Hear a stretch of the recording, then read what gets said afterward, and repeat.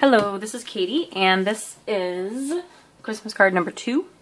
And I'm actually remaking a card that I made probably two to 3 years ago, I think. It won't look much different, but I just went off of a picture I had of the other one. So this one has a technique that that I really like, and I used to do it a lot more often. I think I just haven't seen it lately, and I've been trying to do newer techniques. So you may or may not have seen this one before. There's a strip of paper on the inside of the back of the card, and then we use a punch to kind of open this up. You can either use a punch that would cut off the rest of it here, like a punch like this. We're going to be using this one for a different part of the card. Or you can use, this one's a little more, it keeps the edge. It's kind of like a plaid punch. Keeps the edge, but it'll open it up so the paper will peek through. So we can actually stick the paper down first,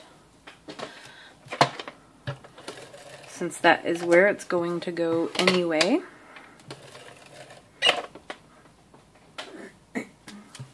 Okay, so make sure it's right side up. Line it up with the bottom corner there. Make sure it gets lined up with the top. And if there's any excess, I trimmed it down, but if there's any excess, you can just trim that off. So we have our back there, and this is the front. And I'm going to use the punch technique not by following these. I'm going to flip it over because this one is just so random that I can't really tell where it goes. So I'm going to start maybe cutting this off a little bit. And this punch, for some reason, is a little hard to use. It may just be old. And then I'll just kind of line up, I think, the last holes there and match it up so that it'll punch okay. But this punch is definitely a little tight.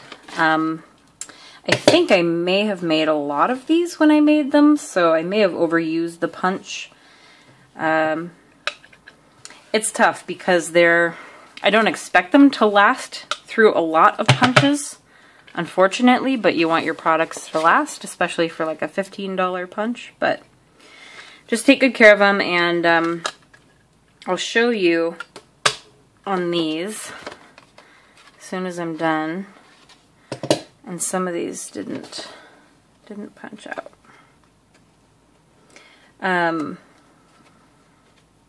I might try punching that area again. I'll just make sure it lines up. Sorry about that. Tap some of those out.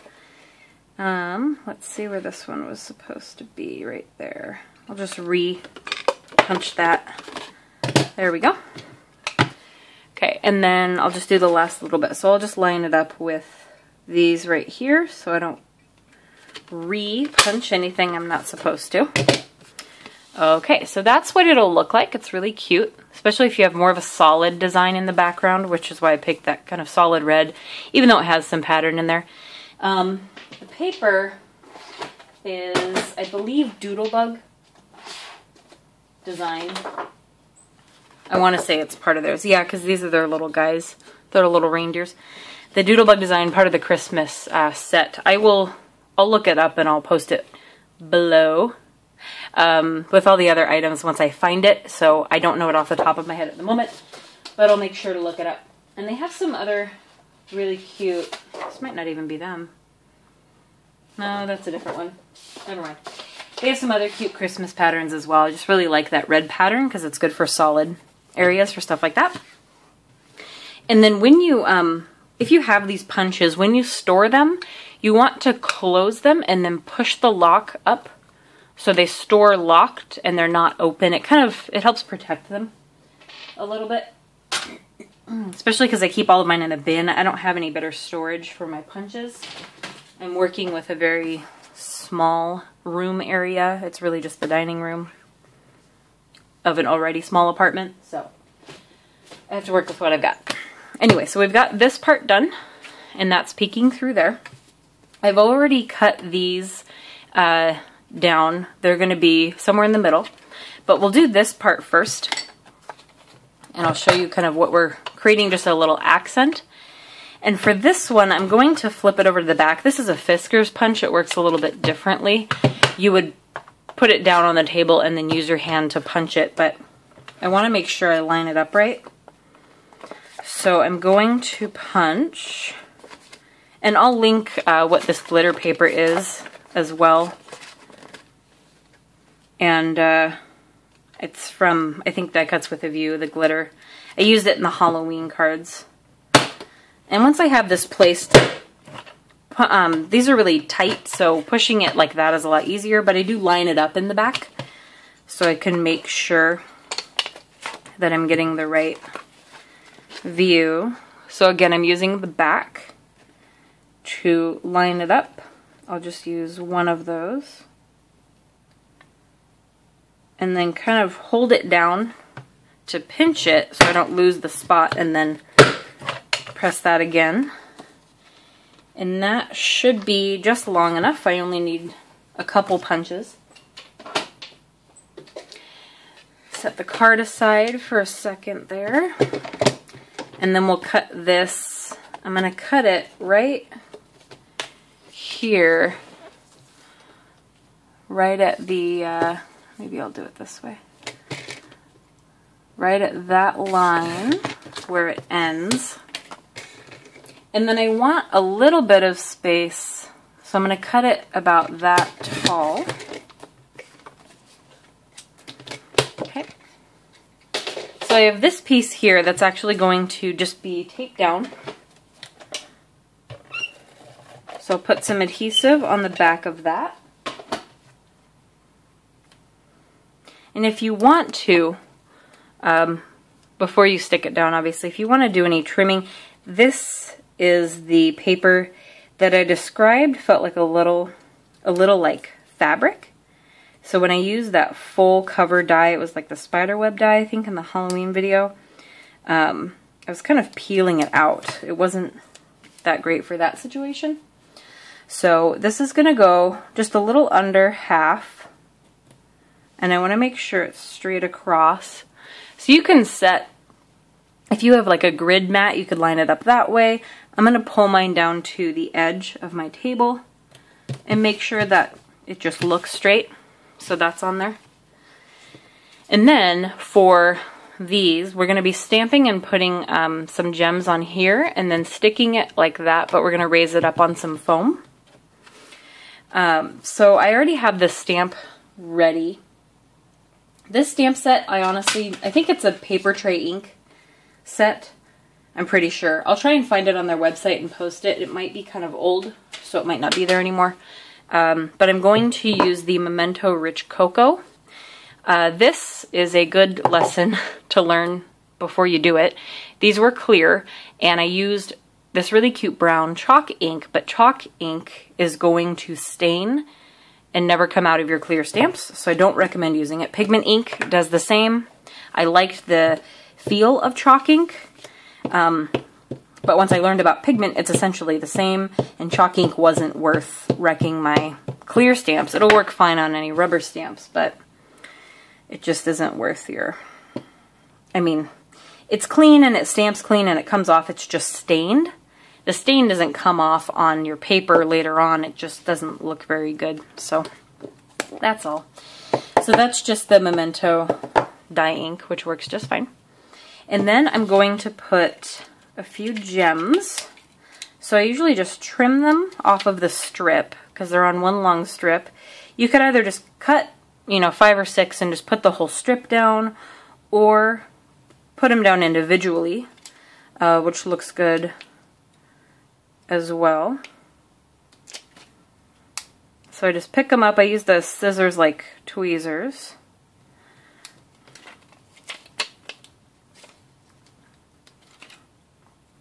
Off of my finger there. You just want to be careful not to poke yourself. And 3 should be good there. So we've got our piece there, and then we'll want to stick it to this one. You'll feel the little bump if you run over it with a tape runner on your gems. You can put the gems on before or after you pin it down. I just didn't want to stick this to the brown one and then stamp it poorly. and not be able to stamp it over on the other side. Okay, so we've got that piece, and then we'll set that aside for a second. What I'm going to do with some ribbon is tie a ribbon around and then tie it up at the top here, and we're going to stick this down, and the ribbon will have gone around and be tied. Actually, that's going to be right about there. So the ribbon will be tied up here. So what I want to do is, just to make this a lot easier, just find the middle, and I'm just going to run the tape runner down the middle. You can see the adhesive on there. And just kind of guess for the rest of it. I'll probably only need about this much off of the top. I have a lot of ribbon though, so I can use some excess and trim it off. That much at the top to tie the bow on the other side. And then if any of your adhesive is still showing, you can always kind of rub it. It'll come off. You just want to make sure you stick it somewhere that you can throw away later. We don't want the card sticking to itself when we close it, so you want to make sure that you get rid of any of that adhesive. Plus it's just not very cute. So we should be good to go there. Maybe. Okay. Alright, and then on this side, what I'll do, I'll just trim it off right about here and get the excess ribbon out of the way. So what I've done here is usually set something heavy on the other part. So I'll just use the stamp while I'm tying this part. And I know that I want the bow pretty near the top because the other piece we're putting on is going to be kind of high up there too. So we can always straighten out some of that when we stick down the other piece too. So you just want to tie your bow. It's probably going to be aimed up and down, which is fine. That's kind of how I wanted it to look anyway. That's not very tight, however. And another tip, if you want to use it, are my tweezers here, to hold it like the, you know, the little finger when you're tying a Christmas bow. Just hold the knot there with your tweezers and tie around it so you can make sure it holds tight. Then you can always pull it out after you tie the bow, or it'll come out. And then we can just trim the ends however we want them to look. And that helps. You can always pull it out and make it smaller if it needs to be a little smaller. And then we'll just trim those again. Okay. So then I want to raise this part up on some foam. So I'll put some of that on the back.